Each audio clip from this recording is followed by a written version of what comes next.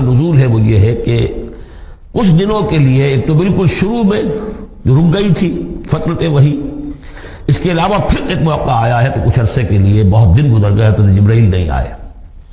اور آپ کے اوپر ایک شدید قسم کی جو ہے وہ پریشانی طاری ہو گئی۔ کچھ لوگوں نے بھی تانا دینا شروع کر دیا، کچھ عرصے سے محمد تم نے کوئی نئی وحی نہیں سنائی، کیا ہوا تمہارا شیطان کیا چلا گیا بس اب؟ کوئی ایسا بھی بتایا گیا کہ ایک دفعہ کہیں متواتر کئی راتوں تک آپ رات کو اٹھے نہیں،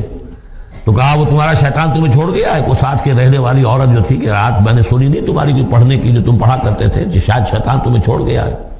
خود آپ کو جس قدر ایک اشتیاق رہتا تھا کہ وہی آئے اور آپ کی وہ روح کو جو ہے مزید اور غذا اور تر و تازگی جو ہے وہ مسلسل ملتی رہے، اس کی وجہ سے یہاں تک آتا ہے کہ حضور فرماتے کہ اس درجے میں رنج اور غم میں تھا کہ میں سوچتا بربنائے طب بشری اس درجے حضور کے اوپر جو ہے یہ شاخ گزر رہا تھا کہ وہی کیسے بند ہو گئی، اور اس میں یہ بھی تھا کہ اللہ ناراض تو نہیں ہو گیا، کیا مجھ سے کوئی خطا تو ایسی نہیں ہو گئی، یہ سبب کیا ہوا ہے؟ یہ ہے وہ کیفیت کہ جس کے اندر یہ آیتیں نازل ہو رہی ہیں۔ اور اب آپ اس کو سمجھ لیجئے کہ اس کا نفسیاتی اور انسان کی باطنی کیفیات کے ساتھ کیا تعلق ہے۔ انسان پر دو طرح کی کیفیات طاری ہوتی رہتی ہیں، جیسے میں نے پہلے ایک دفعہ آپ کو بتایا صدیق اور شہید کے درمیان جو فرق ہے بنیادی، کہ کچھ بنیادی طور پر لوگ ایکسٹروورٹس ہوتے ہیں، کچھ بنیادی طور پر انٹروورٹس ہوتے ہیں۔ ایکسٹروورٹس کھیل کود بھاگ دوڑ، لوگوں سے ملنا جلنا، گفتگو ہے، اسے دھکا دے دیا، اس سے مذاق کر لیا، اسی میں وہ خوش رہتے ہیں، بڑے مگن رہتے ہیں، تنہائی انہیں کاٹ کھانے کو دوڑتی ہے۔ اور ایک انٹروورٹس ہوتے ہیں کہ وہ مجلس وغیرہ کو نہیں ہوتا، اپنے تنہائی میں کہیں بیٹھے ہیں، غور و فکر کر رہے ہیں، سوچ بچار کر رہے ہیں، انہیں وہ مجلس سے زیادہ اپنا گوشہ تنہائی جو ہے وہ زیادہ عزیز ہوتا ہے۔ تو یہ دو مزاج اللہ نے بنائے ہیں۔ اسی طرح ہر انسان کے اوپر آلٹرنیٹلی کچھ کیفیات آتی ہیں جس کو ہم کہتے ہیں میرا موڈ آف ہے، ایک طرح قبض سا ہو جاتا ہے طبیعت میں بندش سی ہوتی ہے، کسی وقت اسی شخص کے اندر پھر انشراح سا ہو جاتا ہے، پھر ہنسنے بولنے کو جی چاہتا ہے، گفتگو کرنے کو جی چاہتا ہے۔ تو یہ کیفیت جب انسان کی روحانی زندگی سے متعلق ہو جائے تو اس کو پھر صوفیہ نے نام دیا قبض اور بسط۔ کبھی طبیعت میں انشراح ہے، انبساط ہے، طبیعت جو ہے وہ آمادہ ہے، ہر چیز میں روشنی کا پہلو آدمی دیکھ رہا ہے،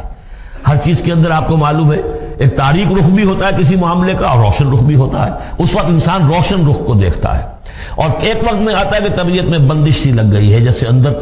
کوئی پکڑ لیا کسی نے، اب طبیعت جو ہے وہ بھی اپنے اندر وہ انقباض محسوس کر رہی ہے، اور پھر آدمی پیسیمسٹک ہو جاتا ہے،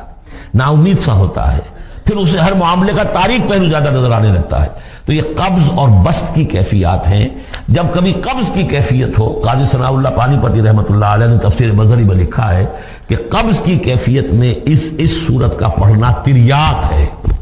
جس طرح حضور صلی اللہ علیہ وسلم کے لیے گویا کہ اس وقت جو وحی کا بند ہو جانا تھا وہ گویا کہ ایک طرح کے انقباض اور قبض کی کیفیت پیدا ہوئی تھی، اس میں اب اللہ تعالیٰ فرما رہے ہیں والضحیٰ، قسم ہے دن کے دھوپ چڑھنے کے وقت کی، واللیل اذا سجا، اور قسم ہے رات کی جبکہ وہ چھا جائے یا ساکن ہو جائے، سجا کے دونوں معنی ہے سکون۔ اب دیکھیے ان دونوں کو کیوں لائے، اس لیے کہ صبح ہے، حرکت ہے، برکت ہے، چلنا ہے، دوڑنا ہے، ہر شخص جا رہا ہے، ادھر جا رہا ہے ادھر جا رہا ہے، رات کو سکون ہو گیا، تاریکی چھا گئی اور شور ہنگامہ ختم ہو گیا۔ لیکن یہ رات اور دن دونوں ضروری ہے انسان کے لیے، یہاں کا نظام چلانے کے لیے۔ اگر رات ہی رات ہوتی تب بھی یہ دنیا نہ چلتی، اور دن ہی دن ہوتا تب بھی نہ چلتا، تو رات بھی ضروری ہے۔ اسی طریقے سے نفس انسانی کے لیے کبھی کبھی قبض کا وقفہ بھی ضروری ہے۔ آپ اسے یہ نہ سمجھیں کہ اللہ تعالیٰ ناراض ہو گیا، یہ بھی ہماری تربیت کا ایک یوں سمجھیے کہ ایک جز ہے۔ ما ودعک ربک وما قلی، آپ کے رب نے آپ کو رخصت نہیں کیا ہے، نہ ہی وہ آپ سے ناراض ہوا ہے۔ وَلَلْآخِرَةُ خَيْرٌ لَكَ مِنَ الْأُولَىٰ، اور اس کے بعد جو وقت آئے گا اس قبض کے بعد وہ پہلی سے بھی بہتر ہوگا۔ اور میں حیران ہوتا ہوں کہ کیسے غالب نے وہ بات کہی ہے کہ جو بالکل ترجمانی ہے اس کی، رکتی ہے میری طبع تو ہوتی ہے رواں اور، یعنی یہ کہ جب میری طبیعت کے اوپر کبھی کبھی رکاوٹ سی آ جاتی ہے، اب شعر جو ہیں اچھے نازل نہیں ہو رہے، لیکن جب وہ رکاوٹ سے میں نکلتا ہوں، اس قبض سے نکلتا ہوں، رکتی ہے میری تباہ تو ہوتی ہے رواں اور، اس لیے کہ اس قبض کے بعد جب مرحلہ آتا ہے انبساط کا اور انشراح کا تو وہ ایک قدم آگے ہوتا ہے، آدمی اس پہلی کیفیت سے ایک درجہ جو ہے اس کا بڑھ چکا ہوتا ہے۔ وَلَلْآخِرَةُ خَيْرٌ لَكَ مِنَ الْأُولَىٰ، یقیناً پچھلی ہر گھڑی، ہر ساعت اور ہر قبض کے بعد آنے والا انبساط آپ کے لیے پہلے سے اونچا درجہ لے کر آئے گا۔ وَلَسَوْفَ يُعْطِيكَ رَبُّكَ فَتَرْضَىٰ، ان قریب آپ کا رب آپ کو اتنا کچھ دے گا، اتنا کچھ دے گا، آپ کی محنتوں کے وہ نتائج سامنے آئیں گے کہ آپ راضی ہو جائیں گے۔ اب دیکھیے پچھلی صورت ختم ہوئی تھی وَلَسَوْفَ يَرْضَىٰ، یہاں ہے وَلَسَوْفَ يُعْطِيكَ رَبُّكَ فَتَرْضَىٰ، صرف ضمیر کا فرق ہے، کیونکہ صدیق پر وحی نہیں آتی، براہ راست خطاب نہیں کیا جا سکتا، وہاں وہ صیغہ جو ہے وہ غائب کا ہے، وَلَسَوْفَ يَرْضَىٰ، اور چونکہ نبی وہ ہے جس پر وحی آ رہی ہے، براہ راست مخاطب ہے، تو وَلَسَوْفَ يُعْطِيكَ رَبُّكَ فَتَرْضَىٰ، آپ کا رب اتنا کچھ دے گا کہ آپ راضی ہو جائیں گے۔ اب یہ کہ اسی قبض کی حالت میں پھر اللہ تعالیٰ اپنے احسان جتا رہا ہے، اور یہ بہترین ہے، کبھی طبیعت پر ڈپریشن ہو اس طرح کی اور قبض کی کیفیت ہو تو آدمی یاد کرے کس کس مرحلے پر اللہ نے میری دستگیری فرمائی، کن کن مراحل پر اللہ تعالیٰ نے مجھے مشکلات سے نکالا، اس سے وہ حوصلہ بڑھتا ہے، اور اس کو بھی سمجھیے کہ اسی انداز میں علم یجد کا یتیماً فآویٰ، یہ سیرت النبی کے بڑے اہم حصے ہیں جو اس میں آ گئے ہیں۔ آپ کی پیدائش یتیمی میں، پوسٹیومس چائلڈ، باپ تو پہلے فوت ہو چکا ہے، 6 سال کی عمر میں والدہ گئی، 8 سال کی عمر میں دادا گئے، اور وہ یعنی جو آپ نے دیکھا ہے ابتدائی زمانہ زندگی کا تو وہ یتیمی کا، علم یجد کا یتیماً فآویٰ، کیا اس نے اے محمد آپ کو نہ پایا کہ آپ یتیم تھے، پھر پناہ دی، آپ کے لیے بندوبست کیا، دادا کے دل میں جو شفقت ڈالی، پھر آپ کے تایا زبیر کے دل میں جو شفقت ڈالی۔ عبد المطلب کے بعد فوراً ابو طالب کا نام آتا ہے، حالانکہ یہ غلط ہے تاریخی اعتبار سے، عبد المطلب کے بعد کافی عرصے تک زبیر جو آپ کے تایا تھے وہ سرپرست تھے، پھر ان کے انتقال کے بعد ابو طالب کا معاملہ آیا، لیکن ان کو بیچ میں سے غائب کر دیا گیا ہے۔ بہرحال اللہ تعالیٰ جو بھی کسی کے دل میں ڈالتا ہے، آخر ابو طالب کے دل میں محبت ڈالی تو کس نے ڈالی؟ وہ ہم پڑھ چکے ہیں سورہ طٰہٰ میں، وَأَلْقَيْتُ عَلَيْكَ مَحَبَّةً مِّنِّي، حضرت موسیٰ علیہ السلام کی موہنی صورت کے اوپر اللہ تعالیٰ فرماتے ہیں ہم نے اپنی محبت کا پرتو ڈال دیا کہ تمہیں دیکھنے کے بعد وہ قتل کرنے کے ارادے سے باز رہ گئے، ان کے ہاتھ چھل ہو گئے، ایسی موہنی صورت، اسے قتل کر لیں۔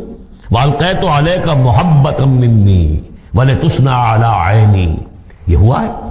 تو فرمایا علم یجد کا یتیماً فآویٰ وَوَجَدَكَ ضَالًّا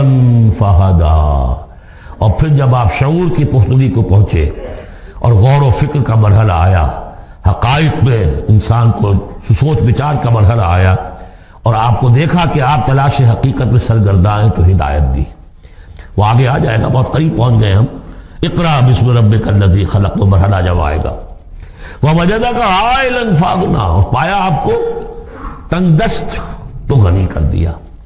کس طرح سے راستہ پیدا کیا ہے خدیجہ الکبریٰ رضی اللہ تعالی عنہا نے، جو بھی ان کے آپ کے محاسن دیکھے کتنی گرویدہ ہوئی ہیں، بڑے بڑے سردار قریش کے جو ہے ان سے نکاح کے خواہش مند تھے، انہوں نے خود جو ہے اپنی لونی کے ذریعے سے پیغام دیا ہے حضور کو، تو یہ ساری چیزیں جو ہے ان کی ساری دولت جو ہے وہ پوری کی پوری انہوں نے لا کر حضور کے قدموں میں ڈال دی ہے۔ وَوَجَدَكَ عَائِلًا فَأَغْنَىٰ فَأَمَّا الْيَتِيمَ فَلَا تَقْهَرْ، تو اے نبی تقاضے ان تینوں چیزوں کے کیا ہیں؟ ہم نے آپ کو یتیم پایا، پناہ دی،